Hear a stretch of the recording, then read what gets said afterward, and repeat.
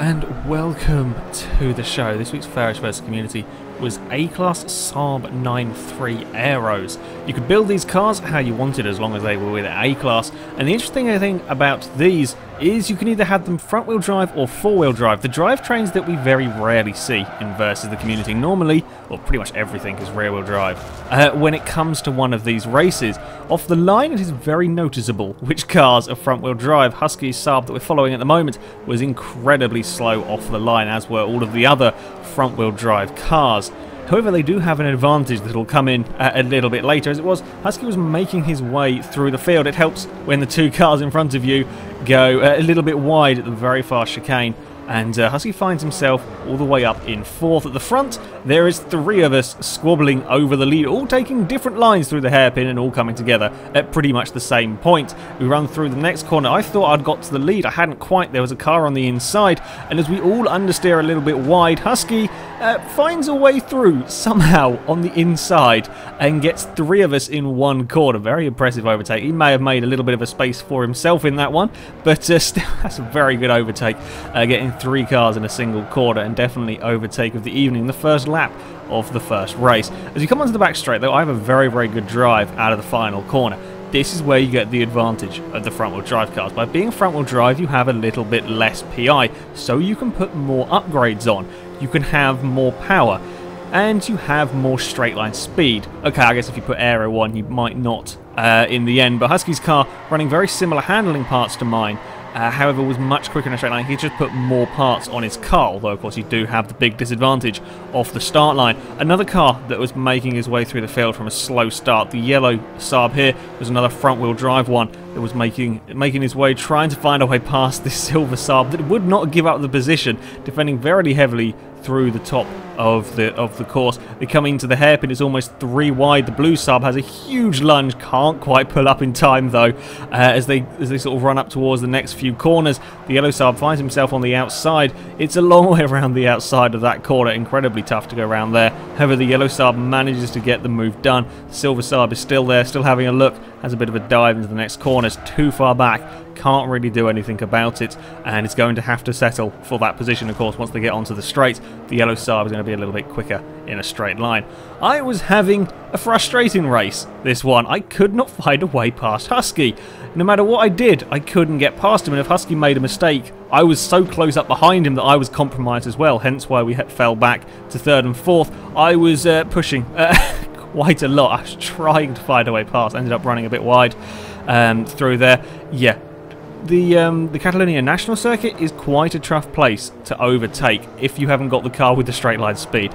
The tight twisty bits around here aren't really good overtaking sections. Of course, your tightest section at the very end of this lap, there's really no way past. You can possibly get an overtake here. I was too far back this time round. This next section though, where I was very quick, I just couldn't do anything with it. I couldn't. There's so little chance of getting a clean overtake done through this final section. It's too narrow. There's only really one line through these corners. I can get a very good run onto this sort of back straight, or this front straight, I guess. Even on that, when I was out on the dirt, I was still getting a better run onto the straight.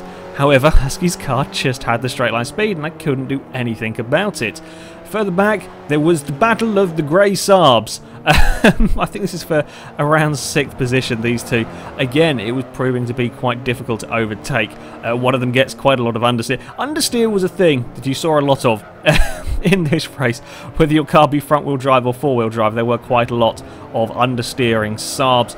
Again, through this final section, there is no room for overtaking. Then it is the drag race down the front straight. I don't know what drivetrain these cars were. I think they were both four-wheel drive. But yeah, I'm not entirely sure. Either way, the car behind gets a little bit slipstream. Of course, it depends on how you've built your car. Maybe you've sacrificed some handling to go for a little bit of straight line speed. Probably would have been a good idea in my four-wheel drive one. They run into the first corner. Someone's trying to stay around the outside there. Can't quite make it stick. I had a bit of an incident, that's why I'd fallen back. Still, he's trying to go around the outside through these next couple of corners, but nah, you're not really going to hold it around there, and he's too far back to have a dive at the top of the hill. It can be done, it's very scary going too wide through there. Very fast corner, especially on the international circuit. there was plenty of racing going on elsewhere as well. When we raced one of these, last time we raced one of these one make races, sort of tuney competition-y style thing, with the Mustangs we had very, very good racing. And again, it was proving to be a similar story with the Saabs. I'm not entirely sure what position this. I think this is for 9th. I don't know. Either way, the orange car found its way past the silver one, the black and green ones getting a little bit sideways. That might have been the first sidewaysness we saw from from a Saab this evening. It was having a look around the outside but couldn't really do anything. Orange car's gone very, very deep into the final section, but there's not much you can really do through here. The grey car's also a little bit too far back as they run onto the back straight. He's pretty close and gets a good run out of the final corner. The orange car, though, was much quicker in a straight line, both running aero, so I would imagine the orange car was probably front-wheel drive. The black car has lost a little bit of time, and the grey car's going to be too far back to try anything into the first corner. At the front, things were not exactly straightforward between these two. They'd remained close for the entire race. On the final lap, the white and green car had just dropped back a little bit. These two were very, very close for large parts of the race. The car in second, though, couldn't find a way past. As far as I'm aware, they never actually changed positions. They were just sort of in close company for most of the race. I'm going to guess fairly differently built cars. The car in second was running what looks like full aero. The car in front had no aero at all. However, it was to be the white Saab that would take the victory and cross the line sideways. Yeah, it was a close race, this one, at the front, and Husky's race was, well, third place was not exactly safe on the final lap as they come into the final few corners. I was catching back up after my little incident. My car was pretty quick. I just, yeah, didn't have my greatest of races. This one, the yellow Saab got a much better run out of the final corner, right on the back of Husky's vehicle. However, he doesn't quite have the acceleration. He's got a little bit better, but as they cross the line, he's run out of time. And then a parked AI car in the middle of the road takes out Husky's vehicle. It was a pretty good race, actually, the first one at Catalonia. We move on to the second race at the Silverstone International Circuit. We get off the line. Husky's car, very, very slow again. Struggles to get off the line while I was very quick. I was one of the fastest accelerating cars. Must have had a lot shorter gears than most people. Somebody towards the front got a little bit of tap, got spun around in front of the field, and that's what happens. Yeah, the first corner was not the cleanest of races we've had. I amazingly got away with it despite being well down the order. I slammed on my brakes and managed to avoid it. I think I clattered something, but I didn't take any damage, which was quite surprising, considering I then managed to weave my way through a couple of blue Saabs as we head down the back straight. Yeah, my car was pretty good. I was pretty pleased with the way my car drove. I had quite a lot of straight line speed. It's fairly decent in a straight line compared to the fellow four-wheel drive cars, as you can see. Very good under braking. I caught myself out when I was following Husky in the first race. A couple of times I had to throw my car off the track to avoid going into the back of him. I did have really rather good brakes. Another car that was involved in the chaos at the start, this black and yellow. I quite like the paint job on this one, actually. He got clipped, I think. He got quite spectacularly clipped in the first lap incident, but didn't take too much damage and was quickly working his way through the field. The problem is, when you have a crash like that, I think it took out about 5 cars, had to limp to the pits, and quite a few others were damaged in it. There was another incident further around as well. A lot of the field here was now broken, and it became less sort of a battle of who was a better driver, who had the better built car, and more of how much damage you had. As you saw, the black car there just breezed past the cars around him. The top 3, we'd all got through the chaos without any damage. I'm not sure how many other cars had at this point. Us 3 didn't have any damage. So we were going to set about racing each other. I tried to go around the outside at bridge, gave plenty of room, almost too much room, as I understeer a little bit wide, do a little bit of rallycross, it's fine. Couldn't quite hold that. Yeah, just a little bit too much understeer. However, as I said, my car was pretty damn quick around this track, and as the white car in second runs a little bit wide, I'm right there behind them again, having a look into the final corner. Everybody's understeering a little bit. I cut back to the inside trying to get a better run out of this final corner. Can't quite do it. And then we've got the drag race down towards the first corner. I believe all 3 of us here were running four-wheel drive cars. Probably had similar top speed as we head towards the first corner.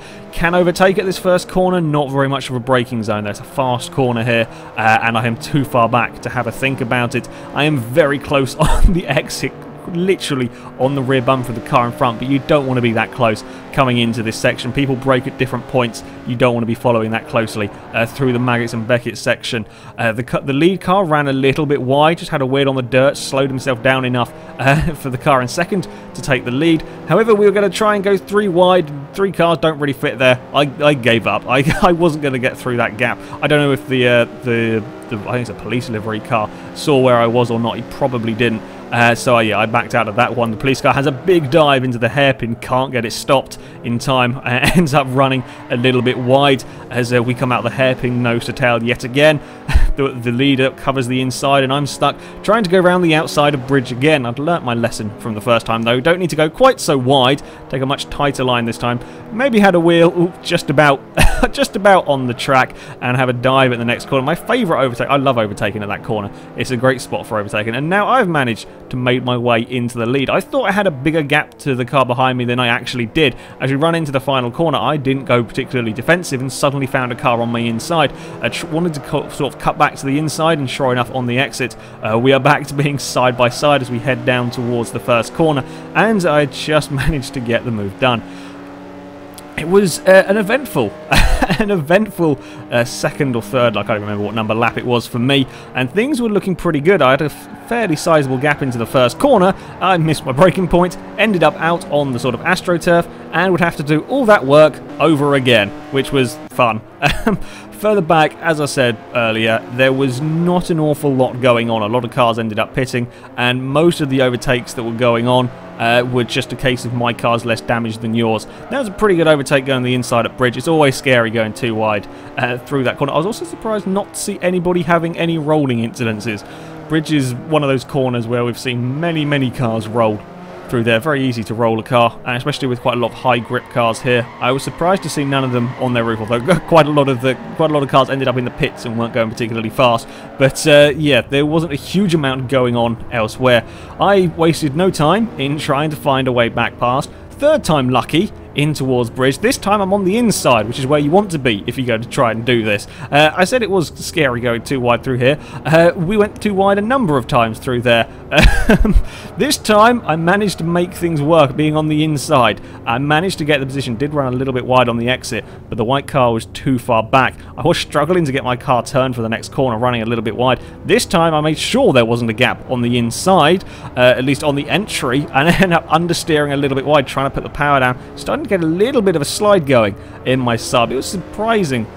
Despite being four-wheel drive, I could get mine to slide about a little bit as we run onto the front straight. It's now side by side, very evenly matched, our two cars in a straight line. However, as we come up towards the first corner, I was a little bit better on the brakes. My car did seem to be pretty damn good at stopping compared to the cars around me, and I managed to hold on to the position around the outside. However, the white car got a better run, and we were still side by side as we go into the Maggots and Beckett section. You don't really want to be going around the outside through that first corner, so I backed off a little bit, and fortunately for me, the white car hit a curb, ended up on two wheels. Despite having a wheel on the dirt, he got a very quick exit onto the straight. I'm not sure how he got such a quick exit onto the straight. Ends up running just a little bit wide, manages to save it, well done, and not take me out in the process after putting a wheel on the dirt. If he hadn't had the wheel on the dirt, it would have been interesting to see if he could have got it stopped in time for the hairpin. However, as it is, I managed to get my car turned. He ran a little bit wide on the exit, and I had a fairly safe margin back. For the next few laps, not very much happened. I found a rhythm with my Saab and pulled out a fairly sizable gap to the cars behind me. And on the final lap, I was just having a bit of fun with it, really. Yeah, it's a bit of a shame on this race. After the first lap incident, as I said, there's 5 cars, I think, went to the pits. A lot of cars had damage. So the racing wasn't quite as close as it could have been. I had fun. The battle for first and second was excellent in this race for the first few laps. But yeah, not the greatest versus the community race, that one. Our third and final race this week was at the Road Atlanta Club Circuit. Husky started in, I think, 12th or 13th, ended up 15th long before they ever got to the first corner. The front-wheel drive cars really struggling off the line. They're 3 wide, somebody's on the grass, always a bit mental the first corner here, very wide, very fast, so yeah, can often be a little bit chaotic. Everybody got through it okay as they run to the top of the hill. It's all carnage again, and Husky's managed to make up a couple of positions in his front wheel drive car. The next scary section on the opening lap, everybody trying to go too wide. You can't really go too wide very well through there, yeah, especially not with the car on the inside sliding all over the place, and a few more cars end up sort of out of shape, and Husky can move up more positions. Then it comes on to the sort of the back straight. This is front wheel drive car territory. They do have I wouldn't say a huge advantage, but they do have a noticeable advantage in a straight line as we run into the final chicane. Husky's just a little bit too far back from the cars in front to have a dive into the chicane. However, somebody was all out of shape on the exit, slowed the cars down. Husky gets a great drive out of here, but around the outside into the final corner in understeery cars is always a little bit scary. In the end, Husky can't quite get past the cars in front. A lap on, and the midfield was still squabbling over various positions. Again, is at the final corner. Most of the overtakings that were going on here were sort of line up in the final corner and then have a dive into the first corner. Normally, I'd expect to see them at the chicane at the end of the long straight. Somebody went very, very wide at turn 1. I don't know where they went. They went off to explore the scenery and take out the cameraman. As it seems, these two were still arguing over whatever position it might have been. I think it's around 5th or 6th place. Very, very close as they run down the hill. You don't want to be this close, sort of running down this section, and sure enough, the red car behind gets a big slide on going down the hill. It's very, very tough, especially on a hilly circuit like this, to follow a car incredibly closely, because you just simply can't see the track in front of you. This is, and again, another couple of laps on, and the midfield was where the excitement was this time round. Another 3 cars were all racing in very close succession here as they run down the back straight. It is your drag race who's got the fastest top speed, and the dark red car was either had a problem or wasn't particularly quick in a straight line. As the red and white car got past, the white car had a look, a little bit of a cheeky look, was quite a long way back, couldn't quite do it. The silver car and the red car are off on the grass, running a little bit wide. A fairly common sight in these slightly understeery Saabs as they run around the final corner. The white car we're following gets a big slide on, gets very, very lucky. Everybody was well behind him as well to avoid him. Yeah, we've seen many cars in the past hit that final wall when you do that kind of thing. He did well to keep it under control. These two are at it for most of the race as they run into the sort of the final chicaney bit. The dark red car on the inside for the first corner, red and white car on the inside for the next bit. Somehow he goes around the outside. That's pretty damn impressive to hold it around there. I was expecting to see the red and white car pop out in front, and it's around the final corner. The red and white car's too far back and doesn't really have the straight line speed coming up towards the first corner. That's a pretty good overtake, actually, holding your car around that position. At the front, things had been fairly quiet for me. I had a huge gap back after the first couple of laps. However, the gap had been closing from a few silly mistakes from me and a few very fast laps from the car behind. As we came on to the final lap, I was under quite a bit of pressure. While I said my car was good under braking, it wasn't as good as the car behind me. And as I went quite defensive into the chicane, I ended up being all out of shape for the next corner. He got a much, much better drive. Is on the inside for the final corner. I knew I couldn't go around the outside. There was no point in me trying. My best bet was to cut back to the inside, and as the car in front gets a big slide on, I have a dive on the final corner and get the position back. Another lap, and I probably wouldn't have had it. I may have been able to hold him off, but yeah, that was a little bit close and a little bit lucky on my part. As we run into the final corner again, this is for further back. I can't remember what position this is over. These guys, yeah, were battling quite a lot further back, and it was going to be a very, very close finish. I was expecting this to be the closest finish of the race. However, something happened. I don't know. I'm still not entirely sure. I mean, we've seen odd laggy incidences before. This is a bit of a weird one. As they run out of the final chicane, the car we're following gets a bit of a slow exit. The dark red car's on the inside, and all of a sudden, we're trying to roll. I don't know. I'm not sure. I'm guessing it was a slightly laggy collision between the cars, but I don't know why it would put the car up on its side. Either way, yeah, it's a little bit unfortunate that. Otherwise, that would have been a very close finish. That would have been interesting to see who could have taken the more speed through that final corner. Anyway, that is it for this week's FailRace versus the community. The next one we will be doing is on Thursday, the 3rd of April. It will be at 7 PM GMT time. We are going to be doing budget car racing. We're going to be racing them in B class. Basically, you have 10,000 credits to buy the car from the garage. So any car from the Forza garage that costs less than 10,000 credits, you can use. If you're going to use it, like, I'm not going to ban any cars as such, but if you're going to use the Civics or whatever, I'm going to say, you know, like the guys who are likely to be at the front, the fastest guys, don't use the blooming Civics. Make things interesting, use something creative. You can use the Civics. Other people, you are welcome to use the Civics. However, I'm going to say, you know, the faster drivers, make things interesting, use something creative. I don't know what cars are under 10,000 credits. But yeah, use something different and make the race well varied. Yeah, it's going to be in B class, as I said. If you wish to take part, sorry, I've explained that terribly. The actual car itself must cost under 10,000 credits. You can use whatever money you want to upgrade the car to B class. So the actual cost of the parts is irrelevant. It's the cost of the car that has to be under 10,000. Yeah, your parts, you can put whatever on it that you want as long as it remains within B class. If you want to take part in this, then you can sign up on our forums. There will be a link in the description. You find the FailRace versus the community section, and the sign up will be in there. However, that is it for today, so thank you very much for watching, and until next time, goodbye.